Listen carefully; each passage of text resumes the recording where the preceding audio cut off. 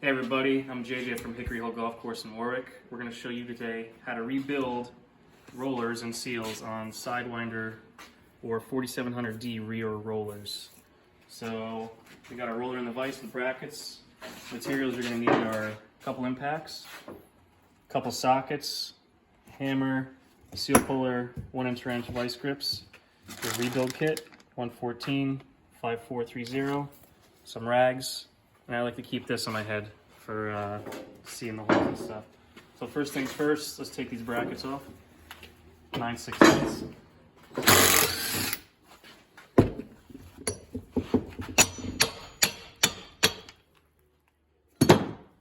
Got a lot of dirt in there. Next, the other side.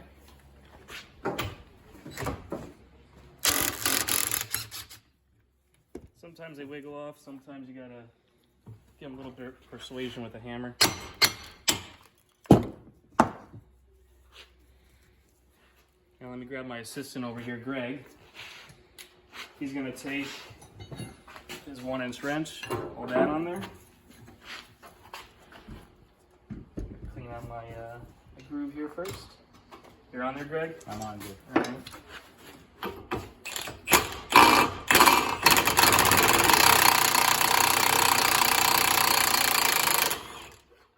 One side on spins and the other won't. So what you do now is you take your vice grips, hold the shaft, and now here you go, Greg, put that impact on there and remove that side. Alright, problem solved. Ready? Yep. Alright, now that we got that one spun,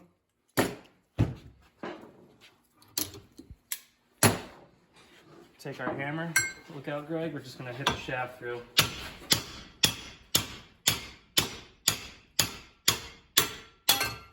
So that's good, everything came out. So you got your two seals, your bearing and inner seal.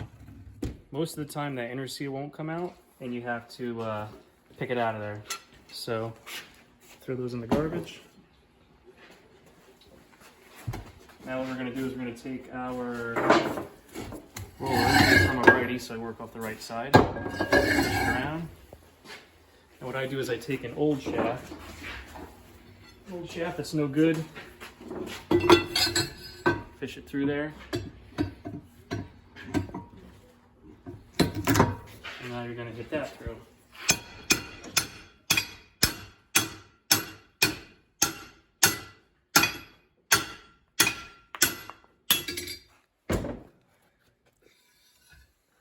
So as you see, no inner seal, it's still in there. So what you do is I take the old shaft and just kind of put the camera right in there, Matt, if you can. Kind of wedge it out, and here she comes. So you set this aside. Take a rag and clean all in there. I'm going to put some new grease in there, both sides.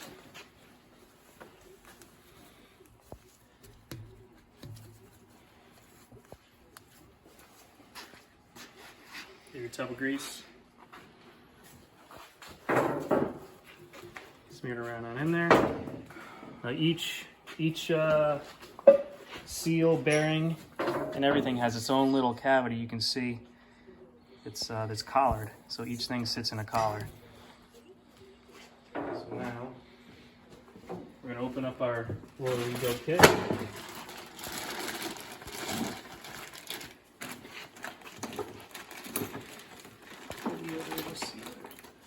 You got your two inner seals. You're going to put the cavity facing the outside of the roller. You got that cavity faces outside. So pack them full of grease. You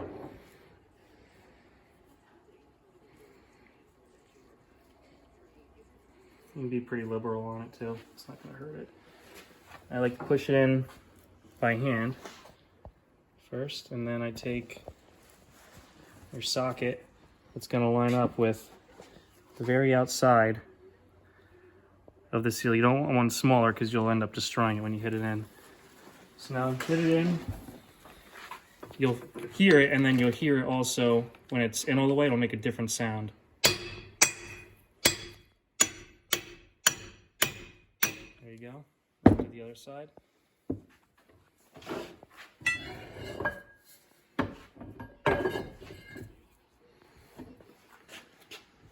Again, kind of just wedge it in there by hand. Take your socket.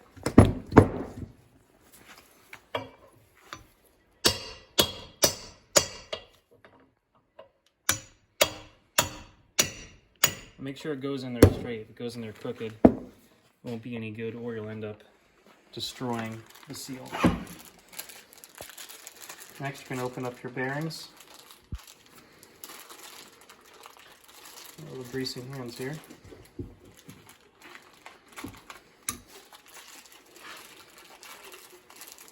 I'm going to pack those full of grease too.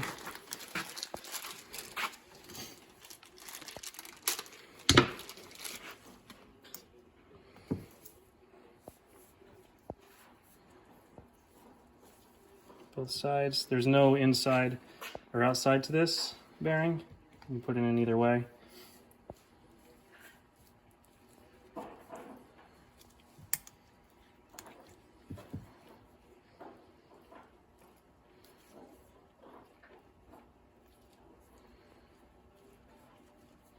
Same thing. Actually, you want to push the shaft through first. This shaft was good, so we're going to reuse it. Usually they wear on the ends there, and you got to replace them, but this one's good. So smear it all up with grease. You can see that collar right there is where your inner seal sits. That's where your bearing sits, and then your two outside seals go here. You're going to push it through. Right through that center seal, that inner seal.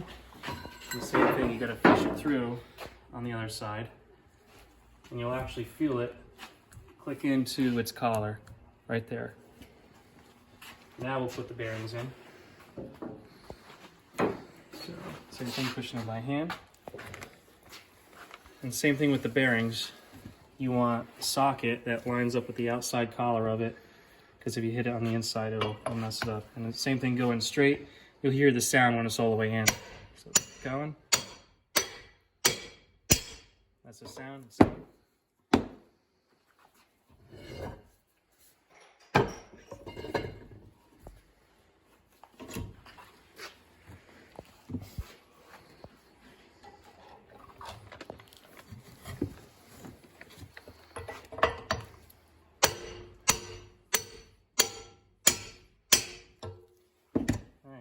Got your two outside seals. I've put them in both ways before. It doesn't matter, but in the book they show the cavities facing out, so that's the way we're going to do them. You can pack these too, but there's really no need. What I do is I just smear it all over and coat them.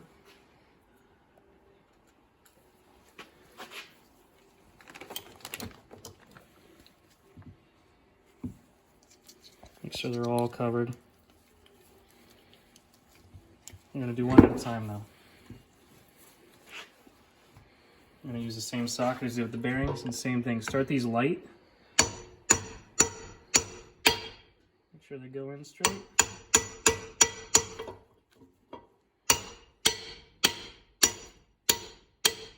There you go. Even if you don't get them 100% of the way in, when you put your outside nut on, it'll suck everything all together.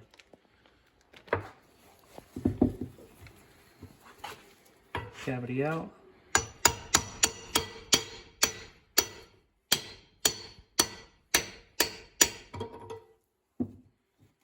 That's not quite in all. We'll do another tap. There we go.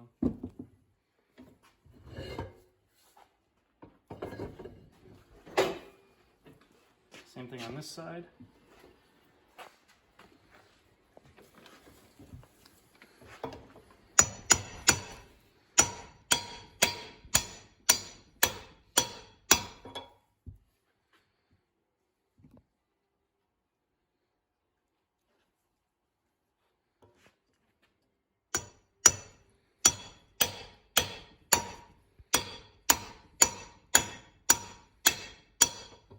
that sound. Brings this in. Now you take your outside nuts, and I'm going to have Greg help me again with this. Now these are coated in Loctite, as you see, so they don't back out. One on each side. Greg will hold that wrench, and then I'll use the impact on this side. And as soon as it breaks, so one side is going to suck in faster than the other. As soon as it clicks, we'll stop. There we go. Now what you want is you want to be able. Oh, that side didn't suck in, right? Okay, we'll keep going.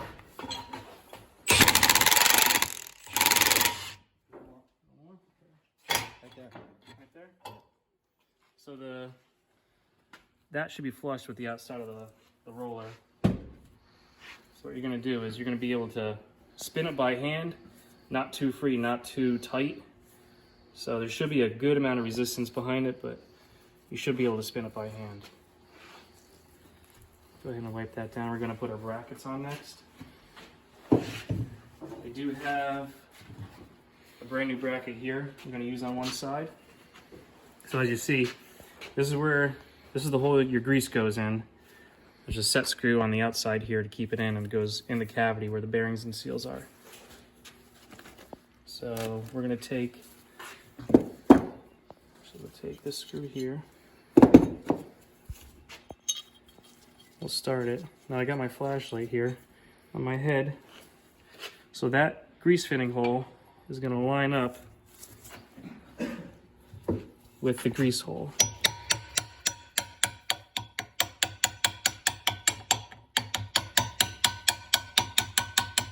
And if you look in there, Matt, you can see that's got to stay lined up.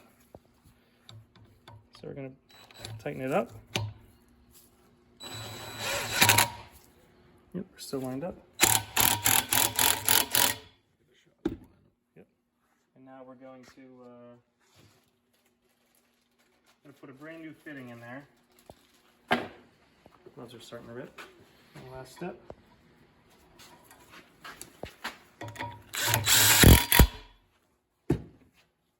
And then you do the same thing on the other side. And what I do is I take a grease gun, and you don't want to over grease this because you don't want to blow your brand new seals out. So you listen. And I've learned that about 5 pumps is all you need, because any more than that is probably too much. You go ahead, give it a spin. You do the same thing on the other side, and then you can go ahead and slide it in the mower deck. And that's all that there is to it. So that's how you rebuild your Toro Sidewinder or 4500, 4700D rear roller.